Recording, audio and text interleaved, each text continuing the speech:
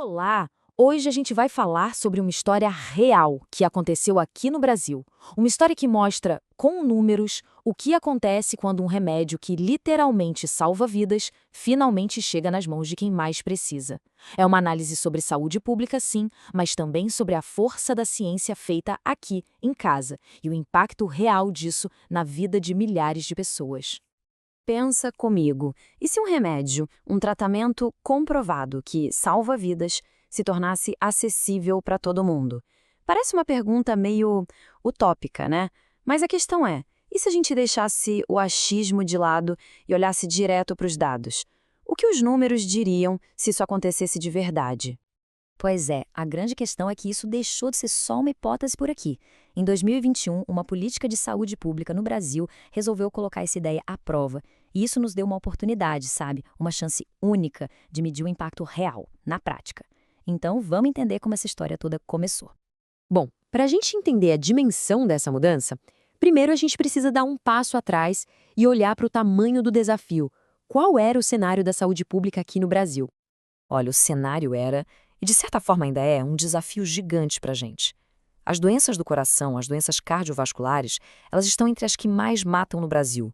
E o paradoxo é que já existem remédios super eficazes, modernos, só que muito caros. O custo acabava virando uma muralha, uma barreira que impedia muita, mas muita gente mesmo, de ter acesso ao tratamento. E o medicamento que está no centro de toda essa história se chama dapaglifosina. É um nome complicado, eu sei, mas o importante é entender o que ele faz. Ele é de uma classe bem moderna de remédios para diabetes, os tais inibidores de SGLT2. O legal é que eles não servem só para controlar o açúcar no sangue.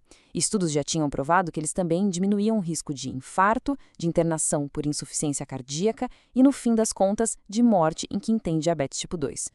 Então, com esse desafio na mesa, era preciso fazer alguma coisa. E foi exatamente o que aconteceu. Vamos ver agora como uma política pública foi pensada para, de fato, virar o jogo do acesso à saúde aqui no Brasil. Essa política foi implementada, assim, em etapas, sabe? Começou em 2021. Naquele ano, a dapagliflozina passou a ser gratuita para o grupo de maior risco, pessoas com mais de 65 anos que tinham diabetes tipo 2 e já algum problema cardiovascular. Aí, no ano seguinte, em 2022, o acesso melhorou ainda mais. Passou a ter um subsídio de 90% para todos os pacientes com diabetes nessa mesma faixa de idade. Ok, e agora a gente chega na parte que, para mim, é a mais impressionante de todas. O que aconteceu na prática depois que essa política foi implementada? Bom, os números não mentem. O resultado é de cair o queixo. A gente está falando de uma redução de 19,1% na mortalidade por causas cardiovasculares nesse grupo de pessoas. Sabe, 19,1% pode parecer só um número frio, mas não é. Isso se traduz diretamente em vidas, em milhares de pais, mães, avós, milhares de histórias que não foram interrompidas. É disso que a gente está falando. E olha que interessante nesse gráfico. Dá para ver a tendência muito claramente. Não foi uma queda que aconteceu uma vez e parou. O que o gráfico mostra é que, a partir do momento em que o acesso ao remédio começou, a mortalidade por problemas do coração, para essa faixa de idade, começou a cair e continuou caindo, ano após ano. É uma tendência consistente. E para quem pode pensar, mas isso pode ter sido só uma coincidência. Bom, a análise estatística mais a fundo que a gente vê aqui tira qualquer dúvida. Repara só. A linha de tendência já vinha caindo um pouquinho antes, bem de leve. Mas depois que a política começou, olha como a curva fica muito mais inclinada para baixo. Ou seja, a política pública não só coincidiu, ela ativamente acelerou a queda no número de mortes. E o impacto não parou por aí, não foi só na mortalidade. As internações por insuficiência cardíaca, que é justamente um dos maiores benefícios desse tipo de remédio, elas também, despencaram. A gente vê aqui uma redução que chegou a quase 24% em 2024. E o que isso significa na prática? Significa menos gente sofrendo, claro, mas também menos hospitais lotados, um alívio para todo o sistema de saúde. E agora a gente chega num ponto que, sinceramente, é fundamental. É um motivo de muito orgulho.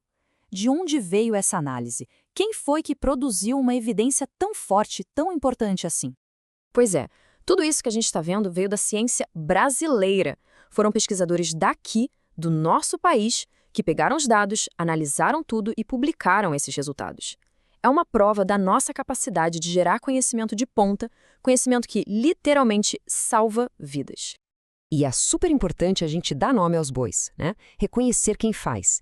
Essa pesquisa de altíssimo nível foi liderada por instituições públicas de excelência. A gente está falando da Universidade Federal do Rio Grande do Sul, a UFRS, mais especificamente o pessoal do programa de pós-graduação da Faculdade de Medicina de lá, junto com o Hospital de Clínicas de Porto Alegre. Isso mostra a força e a importância da nossa ciência, da ciência nacional. Então, vamos amarrar as pontas. Qual é a grande mensagem que fica de tudo isso? O que isso significa na prática? Acho que a mensagem principal que esse estudo deixa é direta e muito poderosa. Quando a gente amplia o acesso aos medicamentos, quando a barreira do dinheiro é removida, o impacto na saúde da população não é algo que a gente vai ver daqui a 10 anos. Não, ele é imediato e ele é mensurável. Fica essa lição, né? A de que investir em acesso à saúde não é um custo. É um investimento.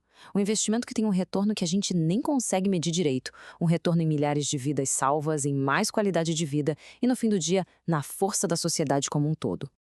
E toda essa história nos leva a uma reflexão final, uma pergunta que fica no ar. Como uma prova tão concreta, tão forte do que é possível fazer, qual deveria ser o próximo passo para a saúde pública aqui no Brasil? A ciência, a nossa ciência brasileira, já mostrou um caminho. Agora, o que a gente faz com essa informação? Bom, essa é a questão.